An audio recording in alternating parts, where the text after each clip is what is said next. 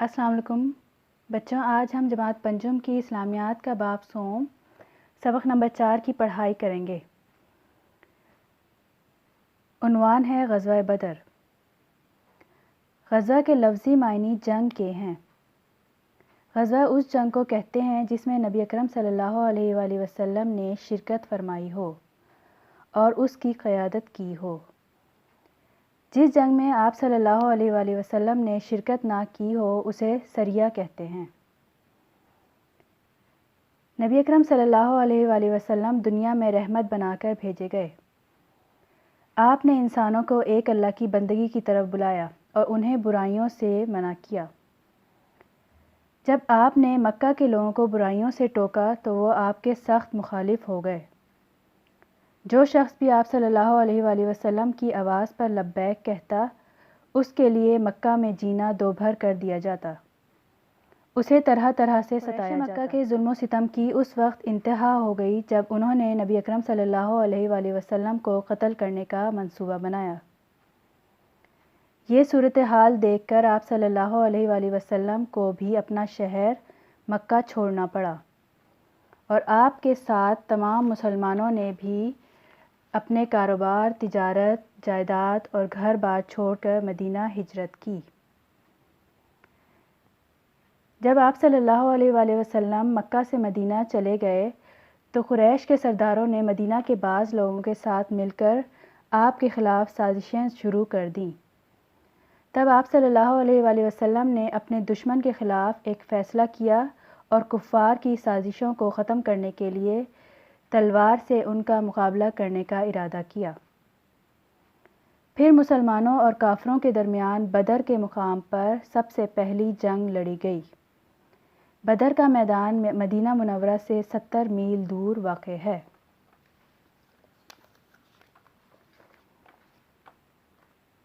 بدر کے جانب اسلامی لشکر کی روانگی۔ آپ صلی اللہ علیہ وآلہ وسلم جب مدینہ منورہ سے روانہ ہوئے تو آپ کے ساتھ کل 313 مجاہدین تھے، جن میں سے 82 مہاجرین اور باقی سب انصار تھے۔ آپ صلی اللہ علیہ وسلم کے پاس اسلحہ، سواریوں اور فوجی ساز و سامان کی بہت کمی تھی۔ اسلامی فوج کے پاس صرف 2 گھوڑے اور 70 اونٹ تھے۔ 3 آدمیوں کے لیے صرف ایک سواری تھی۔ رسول اکرم صلی اللہ علیہ وآلہ وسلم کے ساتھ بھی 2 صحابی سواری پر باری باری سوار ہوتے تھے۔ اس فوج کے سپہ سالار حضرت محمد صلی اللہ علیہ وآلہ وسلم تھے۔ فوج کا جھنڈا حضرت مصعب بن عمیر رضی اللہ تعالیٰ عنہ کو دیا گیا۔ دوسری طرف کفار مکہ کا لشکر 1000 افراد پر مشتمل تھا، جس کا سپہ سالار ابو جہل تھا۔ یہ لوگ اپنے گھروں سے اکڑتے اور فخر کرتے ہوئے نکلے۔ ان کا خیال تھا کہ ہمارے مقابلے میں مسلمانوں کی کوئی حیثیت نہیں، ہم ان کو آسانی سے شکست یعنی ہرا دیں گے۔ فتح کے اس تصور نے ان کو مغرور بنا دیا تھا۔ 17 رمضان المبارک 2 ہجری کو دونوں فوجوں نے میدان بدر میں آمنے سامنے ڈیرے ڈال دیے۔ ان میں سے ایک گروہ حق پر تھا اور دوسرا باطل پر۔ لڑائی سے ایک رات پہلے بارش ہوئی جس سے مجاہدین تازہ دم ہو گئے۔ نبی اکرم صلی اللہ علیہ وآلہ وسلم نے اللہ تعالیٰ کے حضور انتہائی انکسار کے ساتھ جنگ میں کامیابی کے لیے دعا کی۔ لڑائی شروع ہونے سے پہلے کفار کی طرف سے 3 آدمی عتبہ، شیبہ اور ولید میدان میں آئے۔ آپ صلی اللہ علیہ وآلہ وسلم نے ان کے مقابلے کے لیے حضرت علی رضی اللہ تعالیٰ عنہ، حضرت حمزہ رضی اللہ تعالیٰ عنہ اور حضرت عبیدہ بن حارث رضی اللہ تعالیٰ عنہ کو بھیجا۔ پہلے ہی مقابلے میں مسلمانوں نے تینوں کافروں کو ڈھیر کر دیا۔ اس کے بعد عام لڑائی شروع ہوئی۔ مسلمان انتہائی بہادری سے لڑے۔ نبی اکرم صلی اللہ علیہ وآلہ وسلم اس جنگ کے موقع پر قرآن مجید کی یہ آیت پڑھ رہے تھے۔ سَيُهْزَمُ الْجَمْعُ وَيُوَلُّونَ الدُّبُرَ۔ ترجمہ: ان قریب یہ فوج شکست کھا جائے گی اور پیٹھ پھیر کر بھاگ جائے گی۔ کافروں کے سپہ سالار ابو جہل کو 2 نوجوان مجاہدین معاذ اور معوذ نے قتل کیا۔ جلد ہی مکی فوج میں بھگدڑ مچ گئی اور ان پر شکست یعنی ہار جانے کے آثار نمودار ہونے لگے۔ یہاں تک کہ انہوں نے میدان جنگ سے بھاگنا شروع کر دیا۔ 70 افراد قتل ہوئے اور 70 کو مسلمانوں نے قیدی بنا لیا۔ اس طرح اللہ تعالیٰ نے حق و باطل کے اس پہلے معرکے میں مسلمانوں کو فتح سے سرفراز فرمایا۔ اس غزوے میں 14 صحابہ کرام رضی اللہ تعالیٰ عنہ نے جام شہادت نوش کیا، یعنی شہید ہوئے۔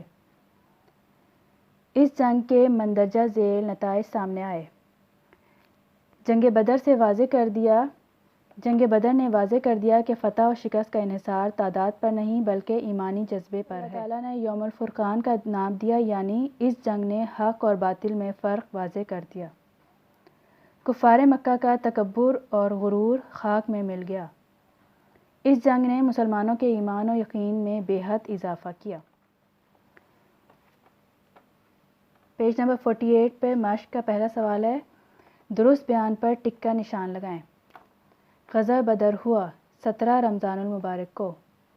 غزوہ بدر میں مسلمانوں کا لشکر مشتمل تھا 313 افراد پر۔ اللہ تعالیٰ نے غزوہ بدر کو نام دیا یوم الفرقان۔ عبداللہ بن حجش کا دستہ مشتمل تھا 12 صحابہ پر۔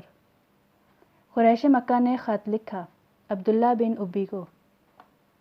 غزوہ بدر میں کفار مکہ کا سپہ سالار تھا ابو جہل۔ اسلام دین ہے امن کا۔ سوال نمبر 2، درست کے سامنے ٹک اور غلط کے سامنے کراس کا نشان لگائیں۔ ہجرت کے 5ویں سال نبی اکرم صلی اللہ علیہ وآلہ وسلم نے ایک دستہ دشمن کی نقل و حرکت پر نظر رکھنے کے لیے روانہ فرمایا۔ ہجرت کے 2 سال نبی صلی اللہ علیہ وسلم، تو یہ غلط ہے، کراس لگانا ہے۔ مسلمانوں کے سالار اعلیٰ نبی اکرم صلی اللہ علیہ وسلم تھے، ٹک۔ مسلمانوں نے غزوہ بدر میں کفار مکہ کو شکست فاش دی، یہ درست ہے۔ غزوہ بدر میں کفار مکہ کے 70 سرکردہ افراد قتل ہوئے۔ نبی اکرم صلی اللہ علیہ وآلہ وسلم نے فوج کا جھنڈا حضرت ابوبکر صدیق رضی اللہ تعالیٰ عنہ کو دیا۔ مختصر جواب ورک شیٹ میں دیے گئے ہیں، وہاں سے دیکھ کر کاپی پر کریں۔ ذہنی آزمائش، بتائیں کہ غزوہ بدر میں لوگوں اور چیزوں کی تعداد کیا ہے؟ 313 مسلمان مجاہدین کی تعداد، 1000 کفار مکہ کے لشکر کی تعداد، یہ آپ نے اس پہ کتاب پہ کرنے ہیں۔ 70 کفار مکہ کے افراد قتل ہوئے۔ 14 صحابہ کرام کی شہادت کی تعداد۔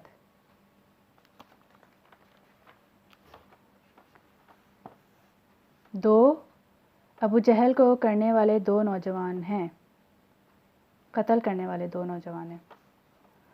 100 مکی لشکر کے گھوڑوں کی تعداد، 600 مکی لشکر کی زروں کی تعداد، 70 کفار کے قیدیوں کی تعداد۔ اس کے بعد جائزے کا پہلا اور دوسرا سوال کرنا ہے۔ پہلا سوال ہے غزوہ اور سریہ میں فرق بتائیں۔ اس کا جواب پیج نمبر 43 پہ ہے۔ یہاں سے غزوہ کے لفظی معنی یہاں سے شروع ہو کے سریہ کہتے ہیں، یہاں پہ ختم ہوگا۔ سوال نمبر 2، غزوہ بدر کے اسباب بیان کریں۔ اسباب پیج نمبر 44، غزوہ بدر کے اسباب، وجہ جو بنی، یہ یہاں سے شروع ہوگا، عبداللہ بن ابی سے شروع کر کے یہاں پہ ختم ہوگا۔ سوال نمبر 2، یہ تفصیلی جواب ہے اگلے صفحے پہ، پیج نمبر 45 پہ، یہاں سے شروع ہو کے مشتمل تھا، یہاں پہ ختم ہوگا۔ اس کے بعد ابو سفیان سے شروع کر کے طرف بھیجا، یہاں تک ہے، اور پھر چنانچہ سے لے کے کرنے کا فیصلہ کیا۔ یہ تفصیلی جواب ہے، اس کو کاپی پر لکھنا اور یاد کرنا ہے۔ اللہ حافظ۔